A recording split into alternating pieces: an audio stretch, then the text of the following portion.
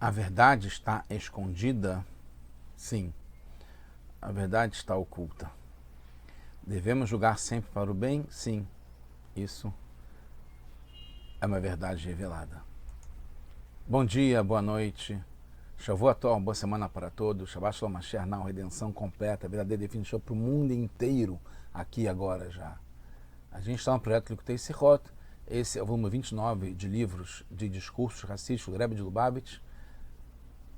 Essa é a Parashá Shoftim, sobre juízes. Essa é a rádio número 3.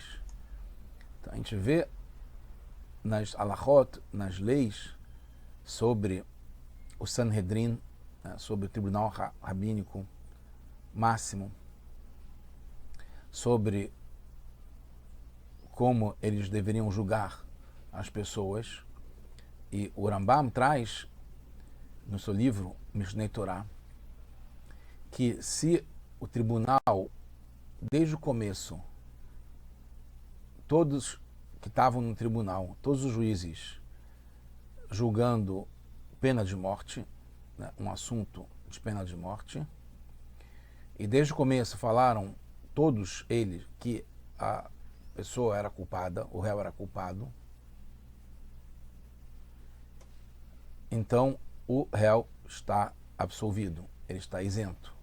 Até que alguns dos juízes falem alguma coisa em mérito para absolvê-lo, e aí, mesmo assim, a maioria vai falar que ele é hayav, que ele tem culpa, então só depois ele recebe a pena de morte.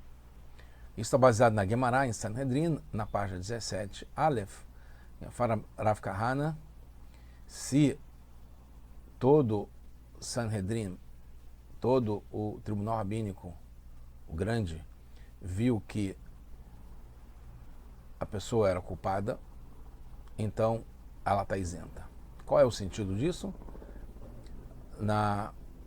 No tratado, no Talmud, fala que como não vai ter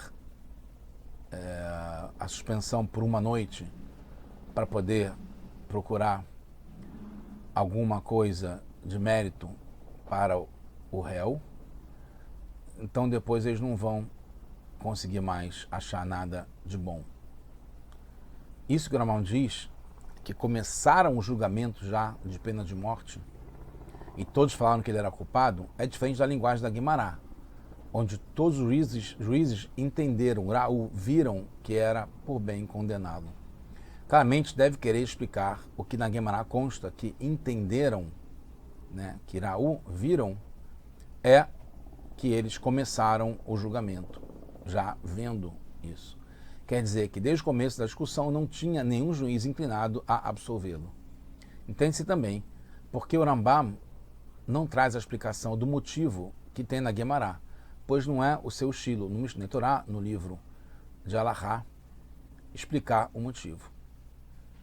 Precisa entender porque depois o Rambam complementa e fala que ele está isento e que depois tem que ver se alguém vai encontrar mérito e aí então ele vai poder ser morto, ter a pena de morte. Já que essa lei abre o capítulo sobre a maioria dos juízes para condenar alguém, deveria começar assim, falando primeiro sobre a condenação e só depois mencionar a exceção se todos juntos julgam que ele é culpado e aí sim ele é absolvido por causa disso. Além disso, se o Rambam Maimonides começou com a linguagem de Kulan Hayav, que todos dizem que ele é culpado, então ele fica inocente, depois fala que se uma parte encontra um mérito, e aí a maior parte, mesmo assim, Mechayev, sem palavra Hiyuv, Hayav, Mechayevin, que diz que ele é culpado, deve terminar então Itchayevu, ele vai ser culpado. né, vai ser considerado culpado. Mas ele fala, não, depois ele vai ser morto. Por que ele muda de Hayav para Ken e Harog? Precisa primeiro explicar as palavras da Guemará, que a suspensão do julgamento, essa noite, durante a noite que se para o julgamento, é necessária para criar uma possibilidade de absolver esse réu. E se todos os juízes entenderam que deveriam condená-lo já desde o começo, não terão como ver qualquer possibilidade de absolvê-lo, porque já vai ter condenado. Então, vai estar decidido. Tem dois modos de ver isso. Primeiro, o principal é a suspensão do julgamento durante a noite, que não teve. E segundo, que o motivo de absolvê-lo, nesse caso, é porque não verão qualquer possibilidade de absolvê-lo. O assunto de não ter suspensão durante a noite é só a causa desse motivo, que não vão ver mais nenhuma possibilidade de absolvê-lo. Então não vão poder cumprir o que está na Parashat Bamidbar, Ve'shaftu ha'edah ve'itzilu ha'edah, né, que a congregação, os juízes vão julgar a congregação e vão salvar a congregação. O objetivo do julgamento não é punir, castigar, mas é encontrar um modo de salvar, de perdoar, expiar algum erro que alguém possa ter feito. E qual é a solução para isso? A solução estão vários modos. Segundo o primeiro caso, o problema é na sentença do Sanhedrin, né, que tem um problema nessa sentença que estaria querendo culpá-lo. O segundo caso, o problema é a pessoa que dá a sentença, o Sanhedrin, que ele estava com um problema, que eles não poderiam, eles viram errado já desde o começo. Do mesmo modo que um Sanhedrin que viu alguém matando uma pessoa, segundo o Rabi Akiva, esse Sanhedrin, esse tribunal não pode julgar, porque já viu, já tem a certeza. Então, eles não terão como encontrar méritos que absolva essa pessoa. A Guemará assinala claramente apenas a questão da suspensão do julgamento de noite, né, que não teve essa suspensão, então não tem mais como mudar a sentença e passar a ver o mérito. Por outro lado, a Guemará acrescenta Lemar vad lei zruta, de procurar algum mérito no réu, no culpado, e depois fala que não vetu lohazi, que depois não vão mais ter como, porque já vai estar culpado, não tem mais como voltar atrás. Entende-se então que o principal motivo é que não verão mais mérito, não vai ter mais como voltar atrás. Nesse segundo motivo, ligado com a visão, né, que o Sanhedrin, o tribunal, viu que todos viram que ele estava culpado, é similar ao caso Sanhedrin que vê alguém matando, né? Ra'u kulan lehová, viram todos que ele estava culpado e viram a cena do crime, então não tem mais como julgar, já viram, já tomaram uma decisão, já fecharam as portas para mudar o veredito.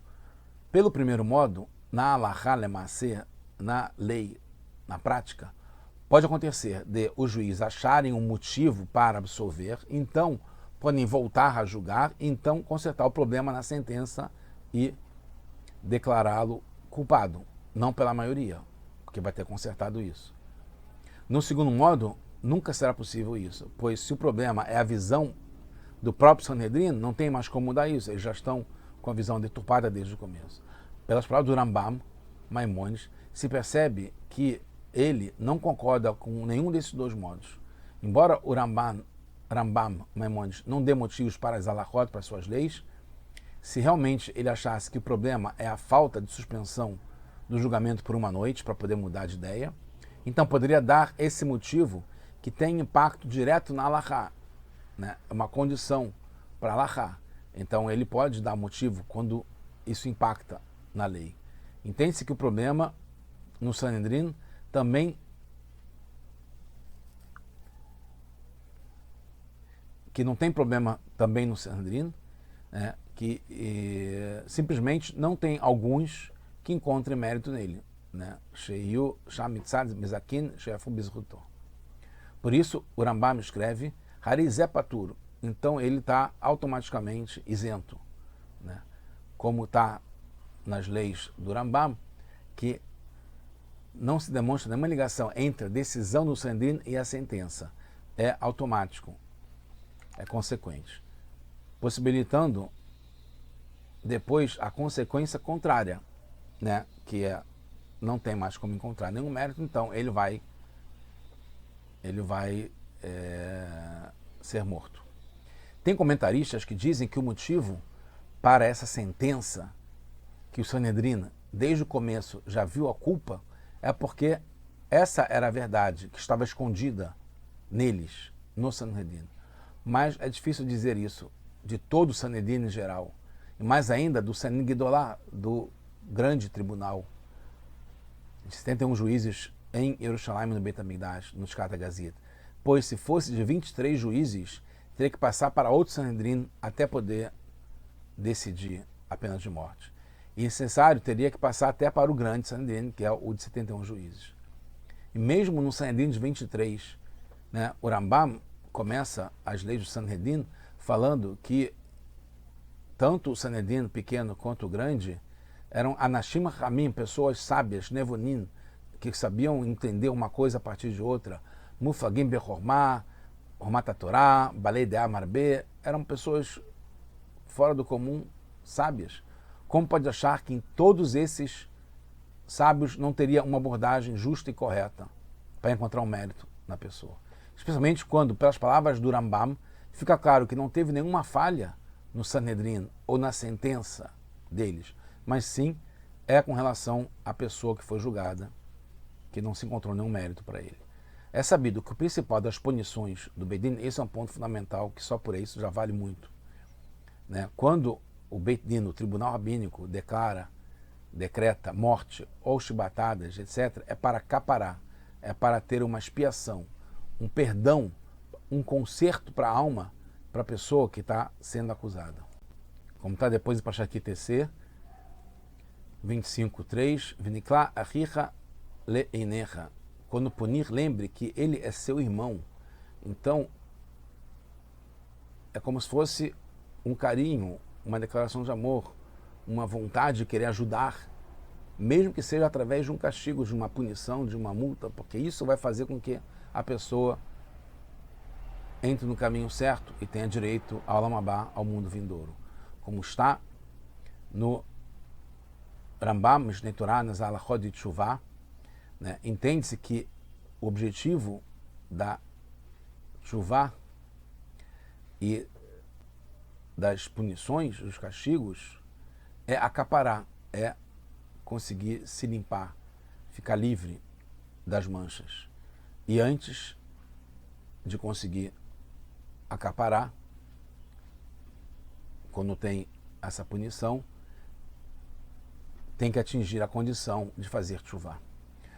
Podemos ver que se a morte pelo Beit Din não trará acaparar, não vai ter a expiação, então não tem por que implementá-la. O objetivo é limpar, perdoar, deixar limpo. Se não vai conseguir, não tem nem por que começar. Às vezes a ação da pessoa é tão grave que nem a pena de morte pelo Beit Din, pelo tribunal rabínico, pode lhe trazer perdão, expiação, capará. Então não serve. Como está nas halachot do Rambam, no Mishnei Torah, halachot de divórcio, que fala que, no fundo, cada um e um do povo quer fazer as mitzvot e se afastar das transgressões.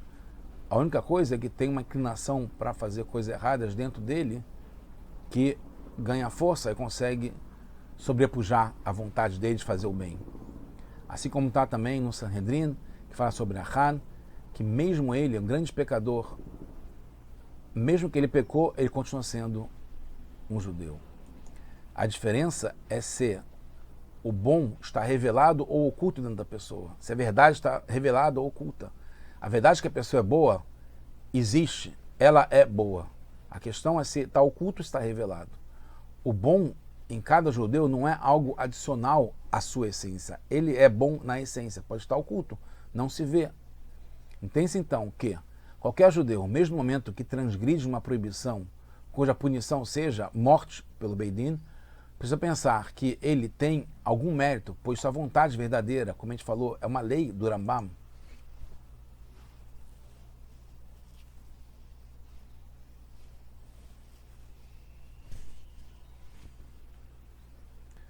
Sua existência verdadeira é o bem, o bom que tem nele.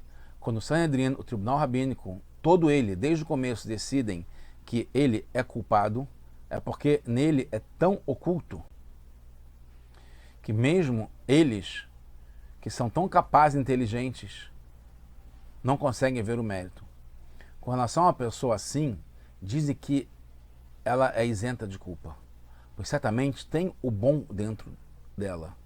Mas o Beit Din, o tribunal, que não consegue enxergar, pois está tão oculto na pessoa que eles não têm como julgá-lo.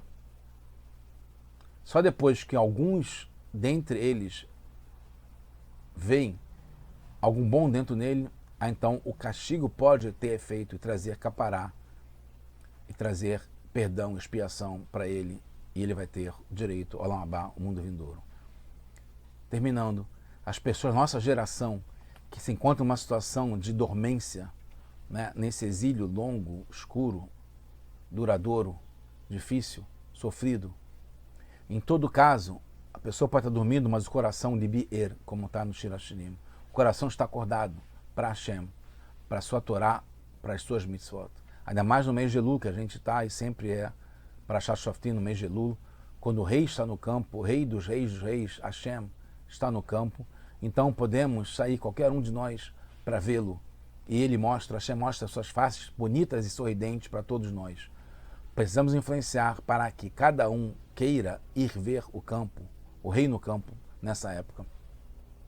Todos podem fazer chuva e voltar para Hashem e receber capará, perdão, capará completa, e ser inscrito e selado para um bom ano no livro da vida, com bênçãos materialmente, espiritualmente, também juntas, agora já com Mashiach Now.